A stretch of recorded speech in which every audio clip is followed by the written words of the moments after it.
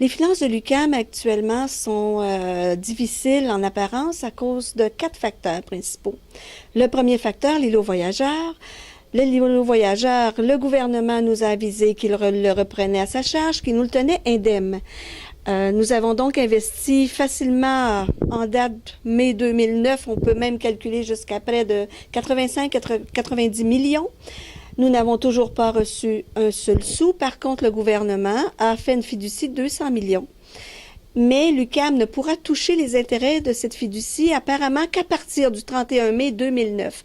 Donc, nous supportons encore les frais financiers et les frais d'experts qui sont évalués à plusieurs millions, facilement 3 à 4 millions déjà cette année, et sans que nous puissions avoir la contrepartie financière. Donc, l'îlot voyageur, en apparence, le problème est réglé, mais dans les faits, l'UQAM n'a toujours pas touché un sou.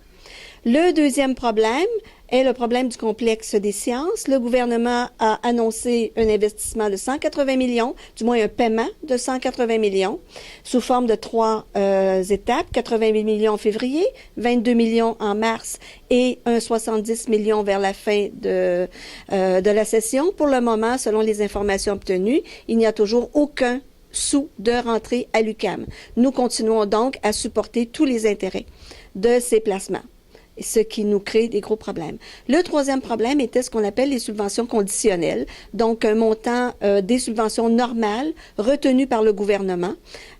Tant que l'équilibre budgétaire n'est pas atteint, cette politique semble vouloir changer et le gouvernement a remis en décembre le 65 millions dû à l'UQAM, ce qui a permis un certain soulagement. Par contre, pendant plus de 3 ans, nous avons dû assurer les intérêts de ce 65 millions, intérêt qui n'est pas remis. Alors déjà au départ, les 3 gros problèmes financiers de l'UQAM relèvent du gouvernement. Le quatrième problème est ce qu'on appelle le sous-financement chronique de l'UQAM. Ce sous-financement est relié au mode de financement des universités établi par le ministère, mais ce n'est pas là le plus gros problème majeur. Ça explique pourquoi à l'UQAM nous sommes si pauvres et nous travaillons avec très peu. Mais ce problème-là dépend à ce moment-là de modifications politiques ou de négociations qui sont importantes, mais qui n'amèneront pas autant d'argent que les dettes du gouvernement envers l'UQAM. Alors, le problème de fond est celui-ci. Notre principal créancier, qui est le gouvernement, ne tient pas ses promesses. Alors, c'est évident qu'on a toujours les solutions politiques, on peut toujours demander de modifier le mode de financement. Ce sont des solutions qui sont nécessaires, mais à moyen et long terme. À court terme, nous sommes en négociation. La meilleure solution, croyez-le ou pas, c'est d'engager les postes de professeurs. Parce que lorsqu'on engage un professeur, c'est un professionnel. Un professeur ne fait pas seulement que de l'enseignement premier cycle, il encadre énormément au 2e, 3e cycle, qui sont des étudiants qui génèrent énormément de revenus selon le mode de financement des universités.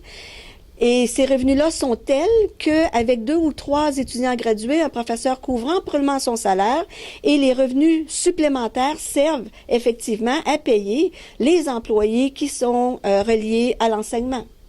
Alors, lorsqu'on le veut augmenter les revenus d'une université, il faut absolument augmenter les étudiants gradués. Et pour augmenter les étudiants gradués, on n'a pas le choix. Il faut absolument augmenter les professeurs. Un professeur rapporte plus que ce qu'il coûte.